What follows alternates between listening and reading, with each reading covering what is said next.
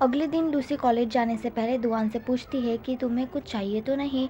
तो तब दुआन बोलता है कि मुझे मेरे कुछ कपड़े और लैपटॉप चाहिए, क्या तुम मेरे घर जाकर उन्हें ला सकती हो।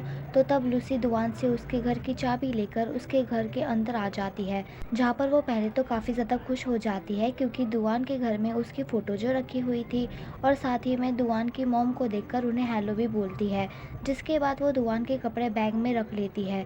लेकिन जब जैसे ही वो दुआन के घर से बाहर आती है तो तभी उसे जियांग रोक लेती है और बोलती है कि रुको, दरवाज़ा बंद मत करो, और फिर वो अंदर चली जाती है। लूसी यहाँ पर इस बात को इग्नोर कर लेती है और वहाँ से चली जाती है। लेकिन यहाँ पर जियांग दुआन के घर आकर उसे ज़ोर ज़ोर से आवाज़ देने लग जाती है क्योंकि उसको दुआन से बात करनी होती है। यहाँ पर लूसी दुआन का सारा सामान हॉस्पिटल लेकर आ जाती है और उसे बोलती है कि देखो, ज़्यादा लैपटॉप पर काम मत करना क्योंकि तुम्हें आराम की ज़रूरत है। तो तब दुआन बोलता है कि अब तुम बड़ी हो गई हो, तभी तो तुम मुझे मेरी मॉम की तरह डांट रही हो।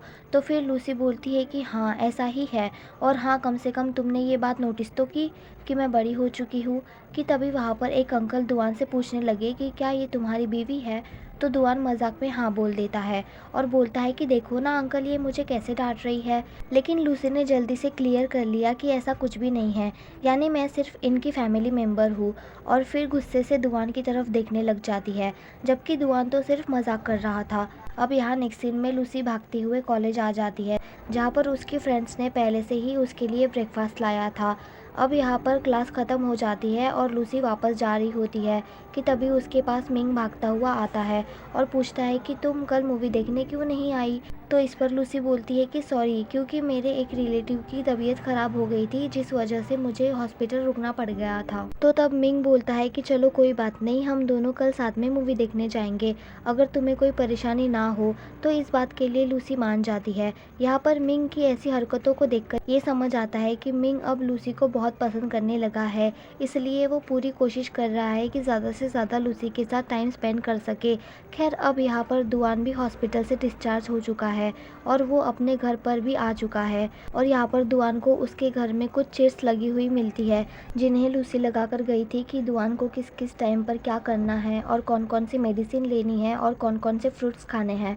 तो तब दुआन ऐसा ही करता है, यानी वो लूसी का कहा मानता है, जहाँ पर उसे ये बात समझ आती है कि अब उसकी लाइफ में सिर्फ लूसी ही एक ऐसी पर्सन है जो उसकी सबसे ज़्यादा केयर करती है, ठीक एक फैमिली की तरह। इस वजह से वो बहुत ही ज़्यादा खुश हो जाता है। अगले दिन दुआन जब वापस अपने ऑफिस आता है तो तब एक बार फिर से जियांग उसे कॉल करके परेशान करने लगती है, लेकिन दुआन उसके कॉल का कोई जवाब ही नहीं देता। लेकिन ऐसा दुआन क्यों कर रहा है, यानी वो इस लड़की से कोई रिलेशन क्यों नहीं रखना चाहता, और फिर भी ये लड़की उसके पीछे क्यों पड़ी हुई है, ये सब हमें आगे पता चल जाएगा क्योंकि दुआन की भी एक पास्ट स्टोरी है उसके फादर से रिलेटेड।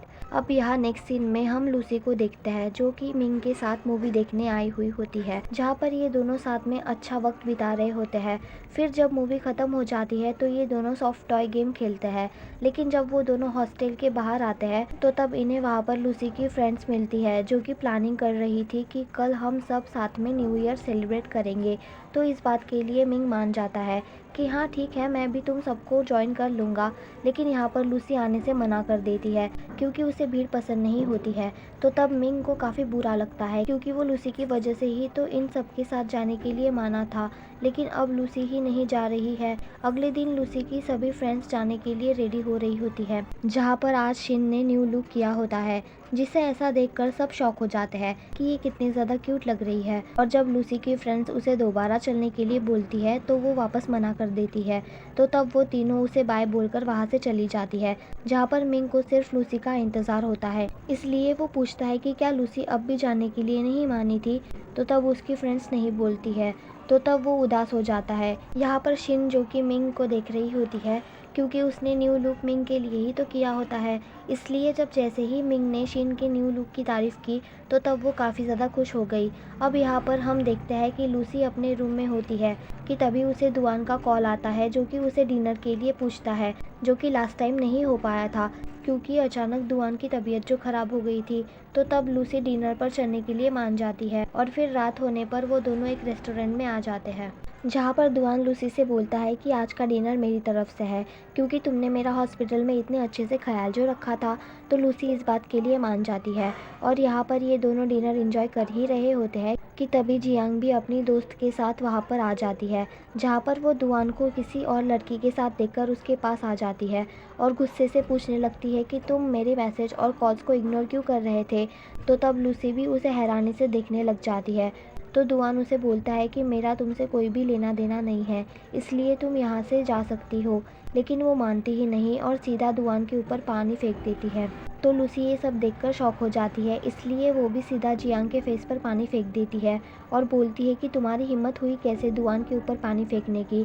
तो यहाँ पर जियांग और भी ज़्यादा गुस्सा हो जाती है और बोलती है कि आखिर तुम होती कौन हो हम दोनों के बीच में आने वाली। तो तब लूसी बोलती है कि मैं चाहे जो भी हूँ, लेकिन तुम तब भी दुआन के साथ ये सब नहीं कर सकती। तो यहाँ जियांग गुस्से से आउट ऑफ कंट्रोल हो जाती है, इसलिए वो ट्रे उठा लेती है लूसी को मारने के लिए।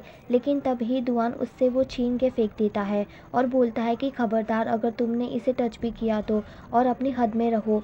तो तब जियांग उससे पूछती है कि आखिर ये लड़की है कौन तुम्हारी, और ऐसे कैसे तुम्हारा मुझसे कोई लेना देना नहीं, यानी तुम अपनी पूरी लाइफ मुझे भूल नहीं सकते हो। कि तभी वहाँ के गार्ड्स आते हैं और जियांग को ज़बरदस्ती से अपने साथ खींच के बाहर ले जाते हैं और फिर लूसी भी दुआन से चलने के लिए बोलती है। लेकिन यहाँ पर दुआन का फेस देखकर समझ आ रहा था कि जैसे वो इस सीन के बाद ठीक नहीं है। नेक्स्ट पार्ट के लिए सब्सक्राइब करें।